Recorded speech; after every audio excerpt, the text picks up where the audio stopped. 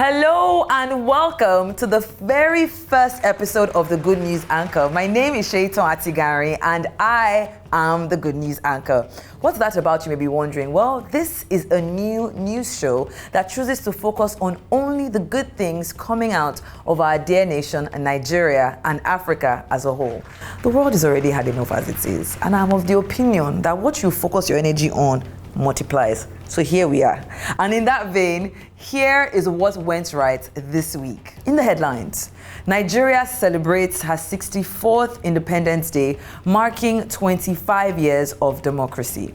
The federal government raises coppers' allowances, and the state governors of Osun State, Anambra, and Akwa Ibom are doing the most. You want to know what I'm talking about? Don't go anywhere.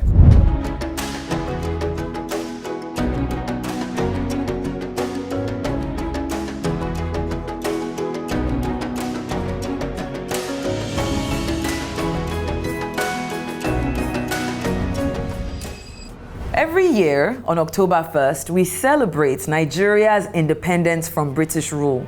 And this past Tuesday marked the 64th year.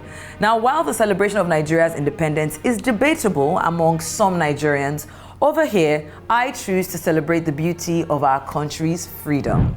This year also marks the 25th year of Nigeria's democracy. The federal government has lauded this achievement, calling it a testament to the will of the Nigerian people to sustain freedom and liberty for future generations. In a World Press briefing, the Minister of Information and National Orientation, Mohammed Idris, described Nigeria's journey since independence as one of resilience, of strength, of progress, despite numerous challenges. Now, you may recall that Chief Olusegun Obasanjo became the president in 1999 when Nigeria's democracy began. OBG, well done. Under the 4th Constitution of the Republic of Nigeria, however, the president became head of both state and government. And the first attempt of an elected president was under the 2nd Constitution with Shehu Shagari in 1979. Now, this was before he was overthrown in a coup d'etat in 1983. But not to give you too many details, let's just say cheers to 25 years of uninterrupted years of democracy. Nigeria, we OD.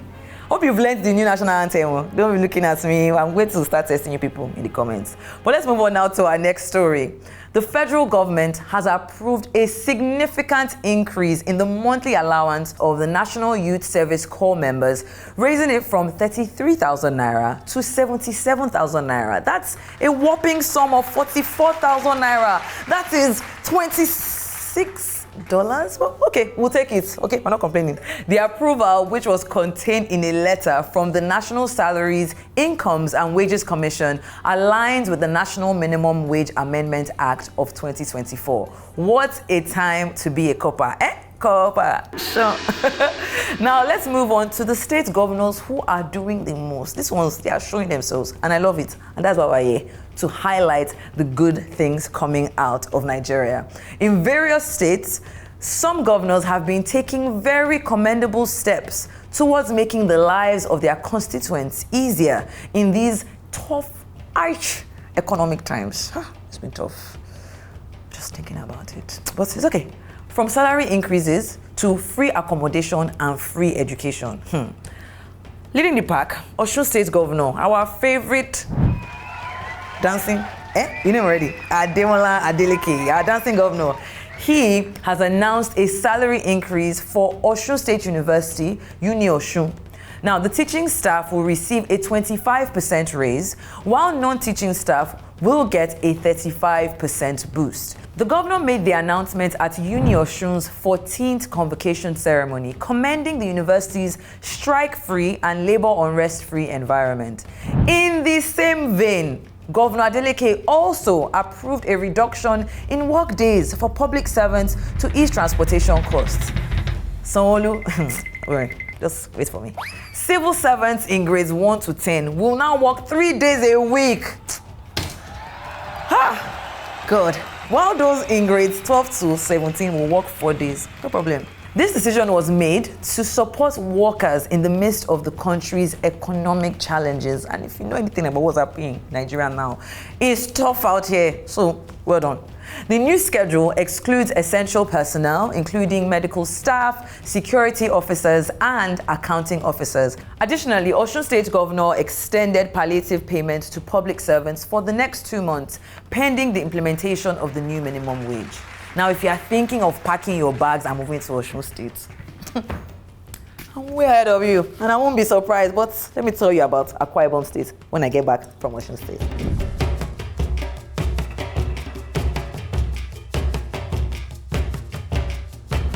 Akwa Ibom, oh, I love this. Pastor Omo Eno, yeah, their governor is a pastor. How do you like that? He's on our radar today for presenting 150 housing units to civil servants in the state. This generosity was part of the Grace Housing Estate promo, fulfilling his administration's promise under the Arise agenda. The recipients, mostly public servants from grades levels 1 to 8, received 2-bedroom flats, which was certainly a dream come true for many. Governor Eno's administration, which is only 15 months in office so far, is working tirelessly to meet basic needs like food, shelter, healthcare, quality education, and I have to say that this is truly commendable. And lastly, among the governors making waves, Anambra State Governor Chukwuma Soludo announced the expansion of the state's free education policy to include senior secondary school students in public schools. In a meeting with principals and head teachers, the governor stated that the policy, which previously covered primary to junior secondary school levels, will now provide free tuition to senior secondary students. Now, prior to this announcement, senior secondary students had already paid 5,000 naira as tuition fees. However, he told them, he said, students who have already paid for the current term will receive refunds. Where in this nation have they ever refunded you in your life? God, they say, come and take the money you paid back. Let's just call it a day. The show is over. What? I love this. I'm so excited about the good news coming out of Nigeria, but I hope that this continues to spread among the states because the entire nation could really do with some relief. Okay, that's all the good news I can bring you today. Be sure to follow all our social media platforms on the Good News Anchor on Instagram and X. Don't forget, my name is Shaitan Atigari and I am the Good News Anchor. Don't forget to subscribe to the YouTube channel. Oh God, do you know how long I've waited to say this? Almost 10 years, but look at me now. Subscribe. Follow us on YouTube so you don't miss anything. We're going to be bringing you all the good news. Bye.